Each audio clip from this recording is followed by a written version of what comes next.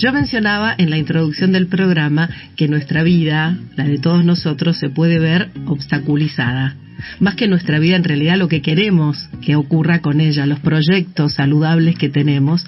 Y les decía que un terapista ocupacional puede ayudarnos en el camino de la búsqueda del bienestar y el desarrollo personal. Hay muchas preguntas para hacer, empezando por qué significa ser un terapista ocupacional y cómo se llega a hacerlo. Hoy vamos a conversar con una licenciada en terapia ocupacional. Ella es Candela Sánchez, es magíster en prevención y protección de riesgos laborales también, es especialista en ergonomía. Mucha gente no sabe qué es la ergonomía, también hoy lo vamos a dilucidar, y es directora de la licenciatura en terapia ocupacional de la Universidad del Gran Rosario. Está del otro lado de la línea, le voy a dar la bienvenida. Candela Sánchez, muy buenos días, ¿cómo estás? Hola, muy buenos días. Bien, todo bien. Ustedes, muchas gracias por el espacio. Muchas gracias a vos por brindarnos también tu espacio, tu tiempo, para que podamos conversar con vos y empezar a recorrer este camino de la terapia ocupacional. La vida cotidiana, como decía yo, y como bien vos sabés también, Candela, es difícil que nuestro proyecto de vida se sostenga. En un país como el nuestro se hace mucho más difícil posiblemente que en otros lugares. También habrá personas a las cuales se le presentan dificultades muy diferentes a las que otros tienen, y esta pandemia modificó enormemente nuestra vida. Digamos que fue el sacudón para un cambio de formato de vida, ¿no? Frente a estas adversidades, ¿cuál es el rol que les cabe a ustedes, los terapistas ocupacionales? Bien, mira, en realidad un poco, siempre digo que es un poco difícil definir lo que es la terapia ocupacional, porque es una disciplina súper amplia, con una variabilidad muy grande de intervenciones y de áreas de intervención. Es una disciplina está definida como una disciplina sociosanitaria, que lo que va a apuntar siempre es a promover la salud y el bienestar de las personas. ¿Cómo hacemos esto? Es a través de nuestra intervención sobre las ocupaciones, que puede ser de una persona, de un grupo de personas o también de comunidades en general. Nuestro objetivo principal va a ser promover la participación activa en las ocupaciones. Y bueno, un poco lo que vos decías, ¿no? Esto de la pandemia que nos vino a sacudir a todos, nos sacudió por completo nuestras ocupaciones, nuestros contextos ocupacionales. El ser humano es por naturaleza un ser ocupacional, y construye su rutina, su vida diaria en base a las ocupaciones que tiene. Y las ocupaciones no necesariamente tienen que ver con el mundo del trabajo, ¿no? Con el mundo laboral, sino nosotros las llamamos áreas ocupacionales. Un área ocupacional es el desempeño en lo que son las actividades de la vida diaria, que son las básicas, las que hacemos todos los días, a veces hasta de una manera, diría, hasta automática, ¿no? Cepillarnos los dientes, lavarnos la cara. Bueno, esas también son ocupaciones. Y bueno, con todo esto de la pandemia, justamente, creo que a la mayoría de la población mundial nos pasó que, bueno, estas ocupaciones se vieron desordenadas, se vieron tal vez llevadas a cabo en un contexto en donde no estábamos acostumbrados, y vinieron a alterar nuestra rutina, que es lo que a nosotros nos organiza, ¿no? Que yo pensaba en una cuestión, ¿no? Y es que ustedes seguramente trabajan constantemente con esto, y es que de acuerdo a cada etapa de la pandemia estamos advirtiendo cosas diferentes, y posiblemente recién ahora estamos empezando, y reitero, empezando a ver las consecuencias que ha tenido en la psiquis de las personas todos estos cambios que vos mencionabas. Sí, sin duda. Yo siempre que yo estoy, obviamente, soy la directora de la carrera, pero ejerzo también en el área laboral, en la empresa, desde la salud ocupacional, y bueno, se estudia mucho, se trabaja mucho. La pandemia ha tenido sus procesos, todavía no terminó, estamos en pandemia. Uh-huh. Y creo que es una percepción muy personal, a partir también de lo que uno ha leído ya como bibliografía, como las investigaciones que hoy existen, es que esta es la etapa por ahí un poquito más difícil, porque es la etapa en donde vivimos, entre comillas, las secuelas que nos dejó esta pandemia, ¿no? Pasar de estar viviendo una vida plena, normal, organizada, con rutinas establecidas, las rutinas de uno y la rutina del entorno, ¿no? De los hijos, del marido, de la esposa, o sea, todas las rutinas se vieron afectadas, y nosotros tuvimos que cambiar nuestros formatos de vida. Digo formato porque muchos pasamos de trabajar, por ejemplo, en una modalidad presencial, a volcar de un día para otro todo lo virtual, a encontrarnos en otros contextos, en nuestro entorno, y después lo que vino con eso, ¿sí? Después de tener que estar en nuestra casa permanentemente, pero bueno, cuando ya se empezaba a habilitar un poco que podamos salir con todo el protocolo y demás, fue un nuevo proceso de adaptación. Como que en muy poco tiempo sufrimos varios procesos de adaptación. Y eso, como a veces yo digo, más saliéndome de una cuestión formal, ¿no? Eso no es gratis. Eso no es gratis. Hoy en día estamos en la universidad haciendo una investigación que tiene que ver con mi tesis doctoral, que tiene que ver justamente con un síndrome llamado síndrome burnout, o también llamado síndrome del quemado, que justamente es un síndrome que está vinculado a lo que es el ámbito laboral, pero justamente esto, ¿no? De empezar a vivir sintomatologías como si fueran depresión, estrés, relacionadas con las exigencias, las presiones, el contexto en donde desempeñamos nuestras actividades laborales. Y hoy en día se ve una tendencia muy alta de que muchas personas han padecido y siguen padeciendo ese síndrome de burnout. Y no quedan dudas que siempre existió, pero no quedan dudas que la pandemia lo reforzó. A favores, claro, tal cual. Candela, ese síndrome, así digamos de una manera bien concreta, ¿qué es lo que provoca? ¿Qué se advierte cuando alguien lo padece?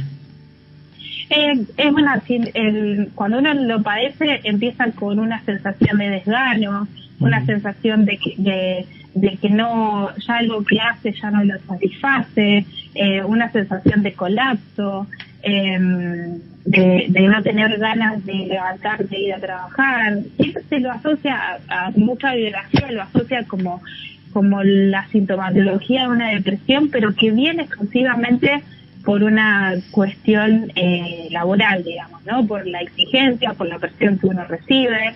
No es fácil pasar de la presencialidad a la virtualidad, estar trabajando solo en tu casa, cuando uno generalmente en el trabajo está acostumbrado a relacionarse, a hablar con sus compañeros, con sus colegas. Bueno, todo eso y mucho más termina impactando en la salud mental de las personas. Pensaba y te iba a consultar a vos, por supuesto, porque todos estos procesos de cambio constante en realidad es del trabajo como lo conocíamos antes, de golpe nuestra casa se convirtió en una oficina y tuvimos que cambiar completamente nuestra rutina laboral y trabajar a remoto, ¿no? De manera virtual. Sí.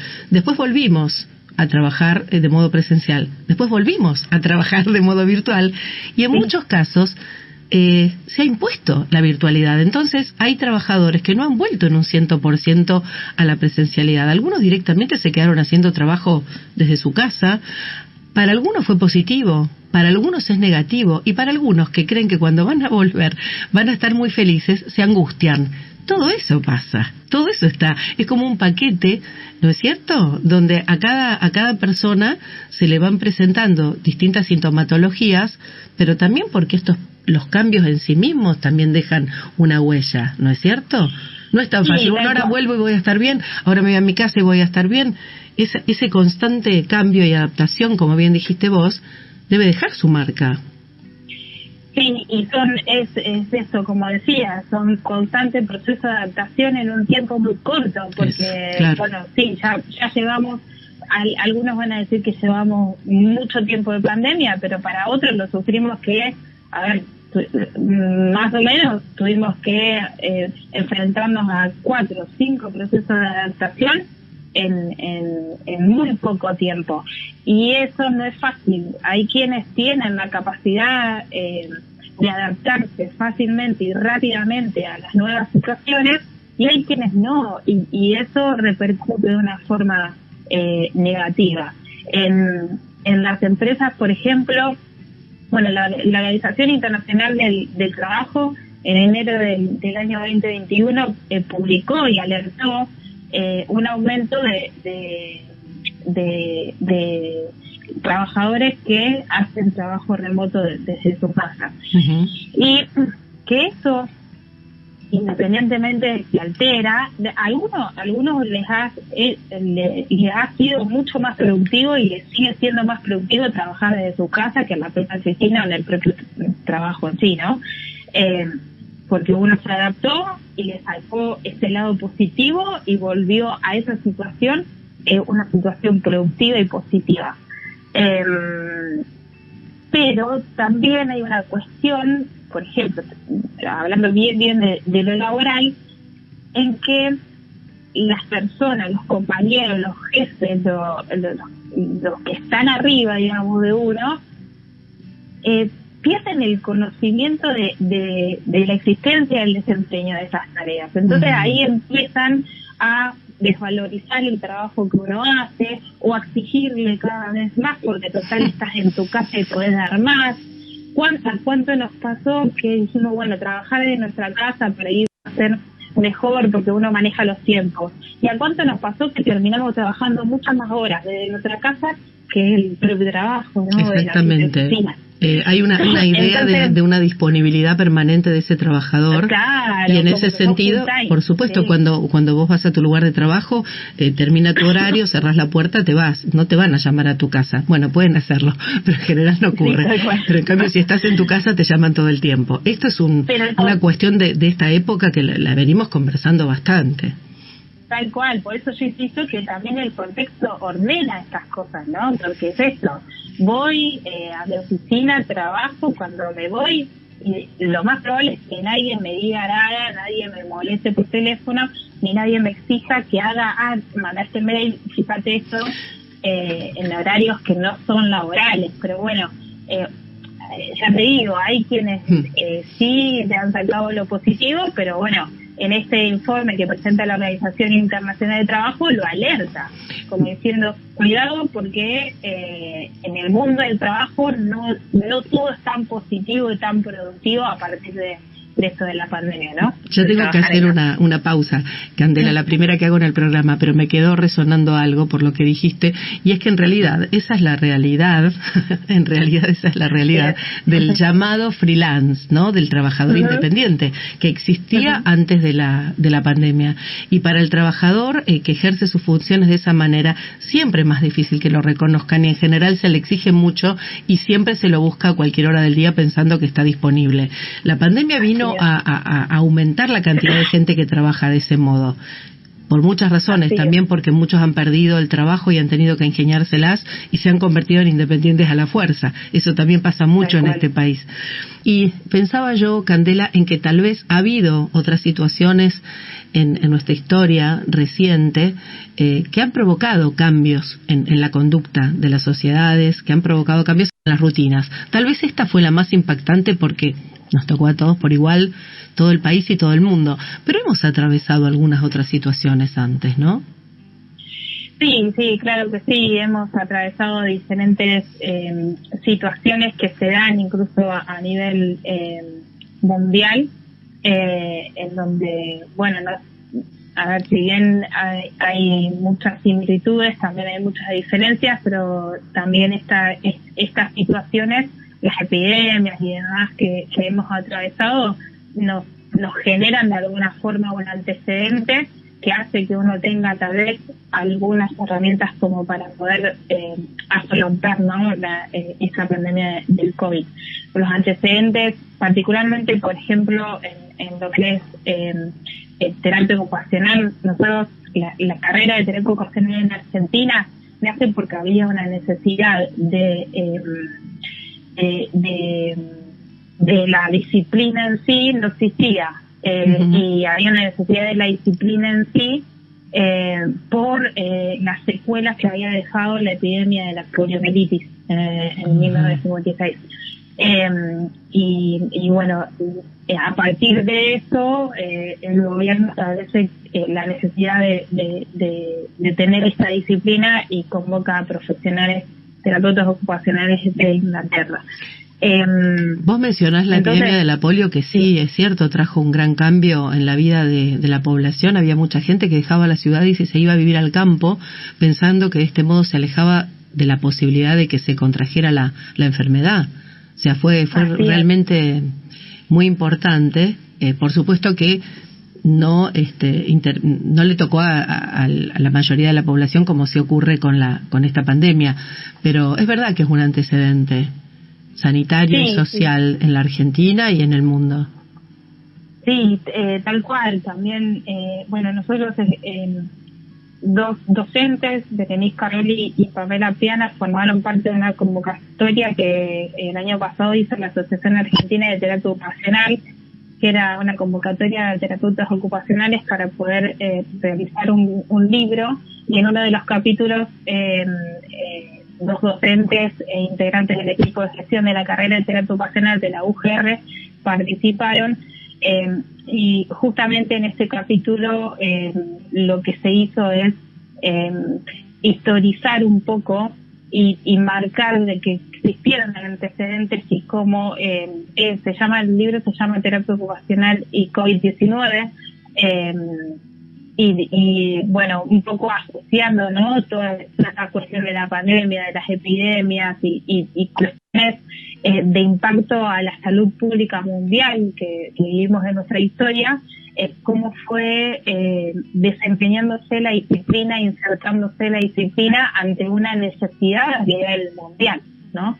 En donde, bueno, epidemias y pandemias y demás generan, si bien cosas muy distintas en base a las patologías, a lo sintomático, a los contagios, a la mortalidad y demás, e incluso a los grupos etarios, como que en algún punto también se unen de que viene a romper con un estilo de vida normal, entre comillas, que uno vive. Bueno, se declara esto y empezar a adaptarse, ¿no? Y romper con esos hábitos, romper con esas rutinas.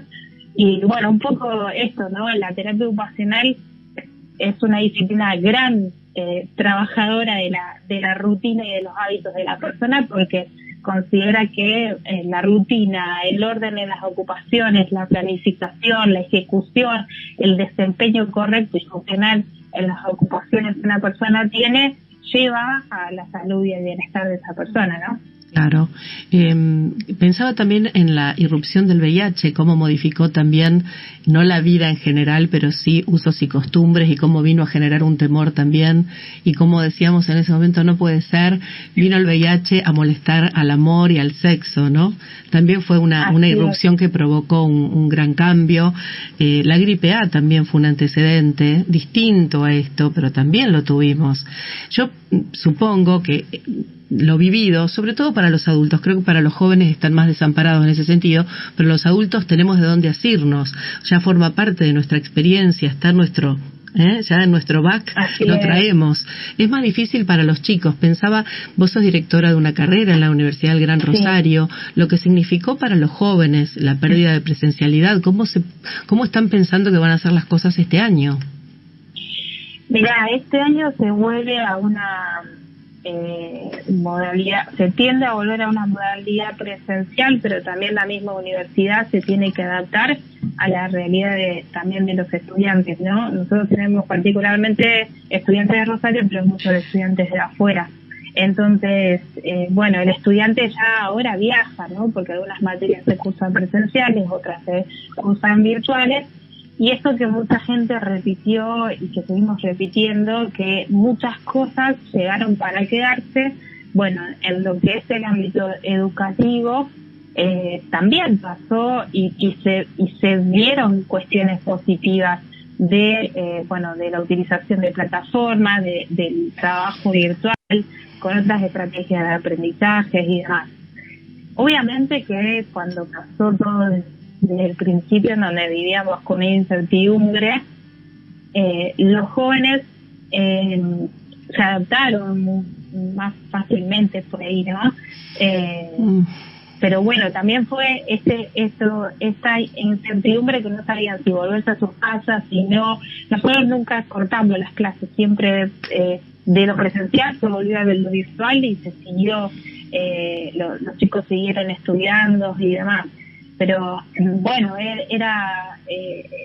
de nuevo vuelve al entorno, vuelve al contexto, los chicos están conectados, hay gente que se vuelve a los pueblos, no tenían un internet de calidad, entonces por ahí se perdió una clase, o no tenían espacio para poder cursar, entonces bueno, estaban con su computadora y veías que estaba su mamá, su papá pasaba por atrás, su perro, ¿no?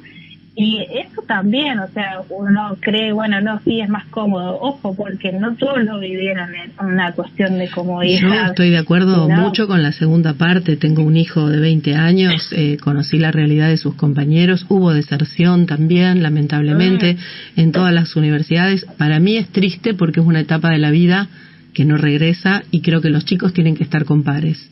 Esta es una opinión personal y creo que las facultades tienen que estar abiertas para que los chicos puedan encontrarse allí. Y lamentaría, pero esto me pasa en todos los ámbitos, que no ocurriera. O sea que ojalá se vuelva gradualmente y ellos puedan encontrarse. Creo que es más fácil sostener todo cuando uno está en contacto con otros, pero particularmente en esa edad, ¿no? Donde uno se constituye a partir del encuentro con los otros en la adolescencia. Incluso, mira, yo siempre tengo una materia, si me escuchan mis alumnos se van a reír. Tengo una materia que apunta mucho al desarrollo del razonamiento clínico de los estudiantes, y el razonamiento se estudia, o sea, una materia que se estudia el grupo. Mira. No es esas materias que se estudian ni de memoria, no. Tiene una técnica específica de estudio y es, bueno, discutir casos con tus compañeros, en grupos y demás. Uh-huh. Y la verdad es que fue re complejo. Primero para mí el poder seguir planteándole esta técnica de estudio, claro, cuando sabemos que por ahí hay cuestiones que limitan esa técnica, claro, y la adaptamos, obviamente, la llevaron a cabo. Pero principalmente a ellos les costó no reencontrarse con el compañero, no estar sentados en una mesa discutiendo casos. Les costó un montón a los estudiantes, sinceramente. Obviamente lo que más extrañan el encuentro con el otro, el encuentro con el par, porque también se genera un aprendizaje pleno con el otro, ¿no? Absolutamente. Y uno ve la diferencia con ese grupo que venía, por ejemplo, ¿no? Nosotros tenemos una carrera que terapia ocupacional son 4 años, y la gente que lo agarró tercero o cuarto año en la pandemia, bueno, ya venían con grupos fortalecidos. Pero al ingresante, que no se conocían, cuando volvimos a la primera clase presencial, era, ¡ay, sos vos! Era una cosa extraña. Claro. Pero bueno, esperemos que esas cosas no se pierdan, porque son cosas positivas, de una etapa súper linda, y que siempre digo a los estudiantes que aprovechen una etapa de la universidad, del ser estudiante universitario. La identidad del estudiante universitario también pasa por encontrarse con su par, ¿no? Con su compañero. Con Candela Sánchez, que es licenciada en terapia ocupacional y directora de la licenciatura en terapia ocupacional de la Universidad del Gran Rosario, estamos hablando y estábamos conversando, y yo quería preguntarle acerca de la inserción que tiene el terapista ocupacional, porque no trabaja solo para colaborar en empresas, concretamente en el área laboral, ¿no? Sino en muchísimos lugares más, y me gustaría que me cuentes. Bien, bueno, mira, en realidad primero mencionar que el terapeuta ocupacional trabaja con todos los grupos etarios, ¿no? Nosotros trabajamos desde con neonatos, o sea, bebés, hasta adultos mayores, y tenemos 5 áreas como fundamentales de intervención, que ahora en un ratito las voy a definir y las voy a desglosar un poquito. Al tener un gran abanico de áreas de intervención, esto es justamente lo que a nosotros nos permite ejercer en muchos lugares, instituciones o establecimientos que sean de carácter público o privado, como son hospitales, centros de salud, empresas, centros de rehabilitación, escuelas comunes, escuelas especiales, servicios penitenciarios, centros comunitarios, centros de salud mental, centros de jubilados. Y lo que siempre yo destaco, en realidad aclaro, porque es una carrera que si bien hace muchos años ya que está en Argentina, es una carrera que no se conoce demasiado, hay mucha demanda laboral, y la gente generalmente cuando hablan de terapia ocupacional nos vinculan o con el trabajo o con que solo trabajamos con población con discapacidad. Uh-huh.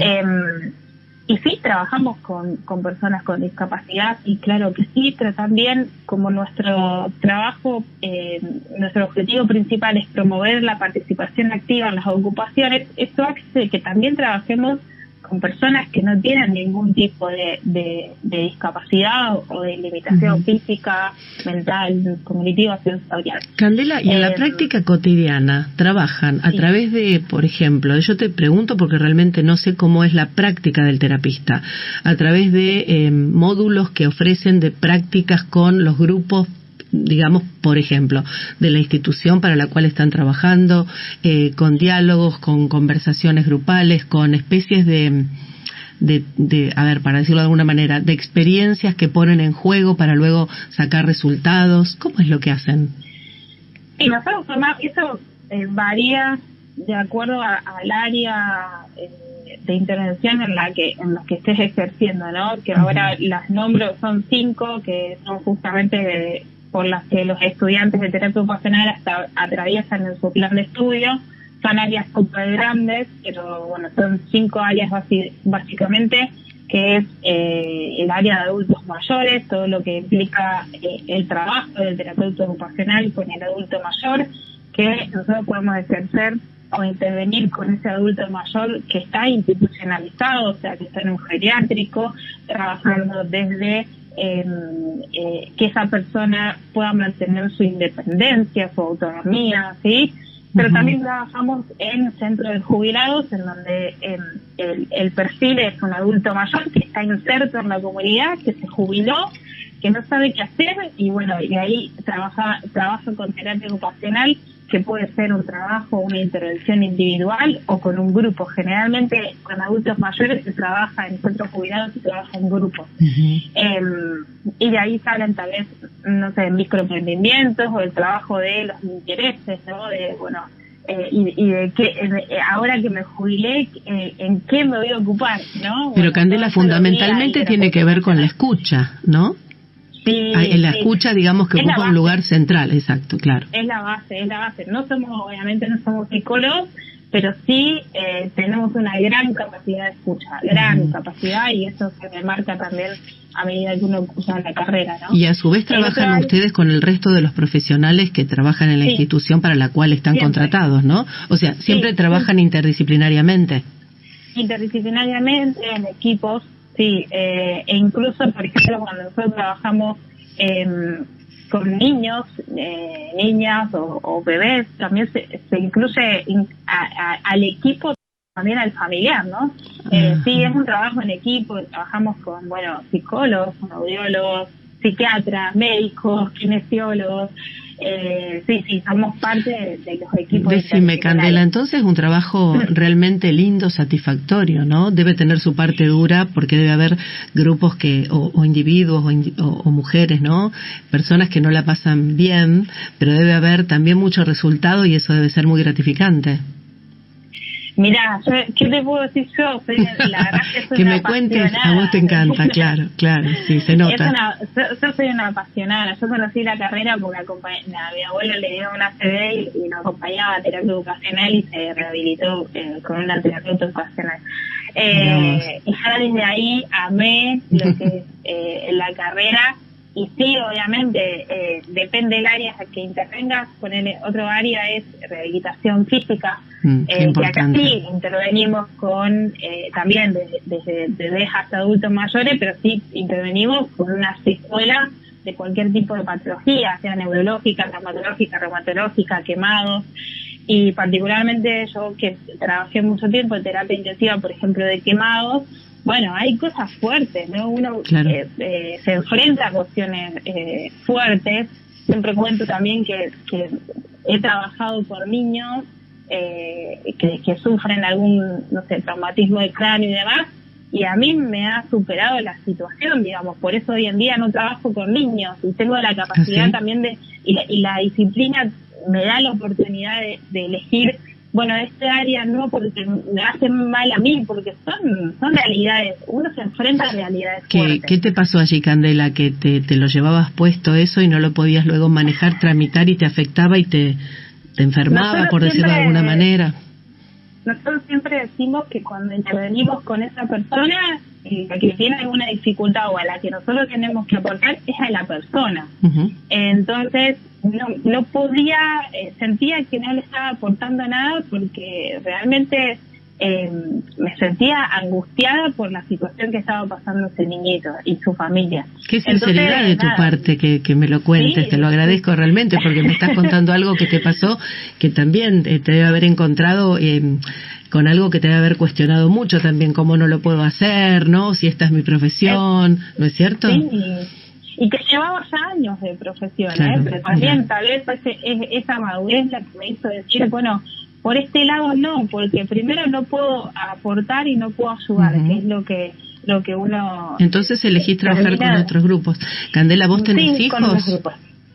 Yo no tengo hijos, pero en ese momento tenía sobrinos, entonces me tocaba de algún lugar, viste, que no le hacía bien ni a la persona ni tampoco a mí. Así que bueno, uno como profesional también tiene que tener esa humildad y esa honestidad con uno mismo, decir, bueno, con esto no puedo, voy por otro lado. Y eso es lo que te brinda también la terapia ocupacional, ¿no? Que al ser tan amplia, vos elegís y te formás y en el área en donde vos estás segura y te sentís cómoda de que realmente puedes aportar, ¿no? Y estoy segura que debe haber muchos terapistas que sí quieren trabajar con chicos y que les debe gustar muchísimo y eligen, ¿no? Trabajar con grupos de niños y de niñas, seguramente. Sí, mirá, ¿hay alguna otra? Los estudiantes que tenemos siempre decimos, la gran mayoría le gusta mucho niños. Y hay una gran demanda laboral también de terapia ocupacional en niños. Candela, no sé si quedó alguna otra área que no mencionaste. Contaste sobre ancianidad, chicos... adultos mayores, rehabilitación física... Discapacidad física o rehabilitación, perdón, fue lo que vos dijiste. Después está el área laboral, que una del área laboral es lo que yo hago, que es mediante la salud ocupacional, en el trabajo, el rol del terapista ocupacional en una empresa. El área laboral también trabaja con personas con discapacidad para la inserción laboral de esas personas con discapacidad. También trabajamos en el servicio penitenciario, trabajando todo lo que tiene que ver con los hábitos laborales de las personas que están privadas de su libertad, ¿no? Trabajando tal vez en algún tipo de microemprendimiento o algo que haya o talleres que haya dentro del servicio. Después trabajamos el otro área de salud mental, que no solamente se trabaja con personas que están internadas o institucionalizadas en algún centro de salud mental, sino que también se trabaja en la promoción de la salud mental, ¿sí? Por ejemplo, los chicos hacen una rotación en un hospital en donde se trabaja con niños que van a enfrentarse a una cirugía, ¿sí? En un problema particular se enfrentan a una cirugía. Bueno, el terapeuta ocupacional trabaja desde el juego, siempre con los niños, la interacción es mediante el juego, porque es la ocupación por excelencia de ese niño. Se trabaja con el juego como para poder preparar a ese niño para que enfrente un hecho tan traumático que una cirugía en un niño es un hecho traumático, ¿no? Así es. Y del último área es el área de salud comunitaria o comunidad, que ahí trabajamos e intervenimos básicamente con personas en situación de vulnerabilidad social o no, siempre parándonos desde garantizar los derechos humanos. Esas son las áreas que son enormes. Es una carrera hermosa, es hermosa realmente. Yo veo que subyace allí, por supuesto, la sostiene una filosofía humanística absoluta, ¿no? Absolutamente. Y holística también, me parece, ¿no? Sin duda, sí. Nosotros, incluso siempre en las primeras materias de terapia ocupacional, siempre trabajamos esto, ¿no? De la persona de manera holística, de manera integral, incluso en la rehabilitación física, ¿no? Alguien que atiende, por ejemplo, en traumatología, bueno, viene una persona con una fractura de muñeca.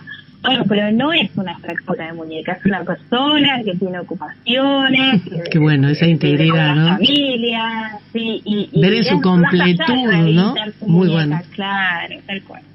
En su completud también, verlo en su integralidad y también con todo lo que va a implicar esa muñeca, ¿no? En su vida cotidiana, que es lo que conversábamos en un principio. Ustedes tienden a que esa persona pueda seguir sosteniendo su proyecto de vida, pueda lograr el bienestar, ¿no?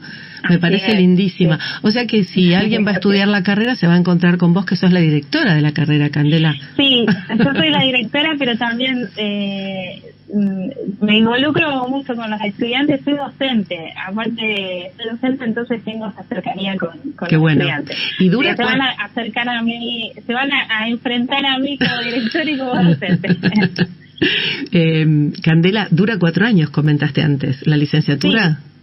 Sí, el cursado son 4 años, y bueno, se comienza con materias un poquito más básicas y después se profundiza bien en las materias específicas de terapia ocupacional, y a partir del segundo cuatrimestre, del segundo año, comienzan ya con las prácticas preprofesionales que van a vivenciar las 5 áreas que nombré anteriormente mediante las prácticas preprofesionales, en un campo real, ¿no? Qué lindo, en un campo real, qué lindo. Bueno, me parece muy atractiva la carrera. Pensaba en que si alguien está escuchando y le interesa, ¿cómo tiene que hacer para acercarse? ¿Tiene que ir a la Universidad del Gran Rosario? Puede obviamente entrar online, ¿no? ¿Cómo es la cosa? En la página de la Universidad de Gran Rosario se encuentra toda la información disponible.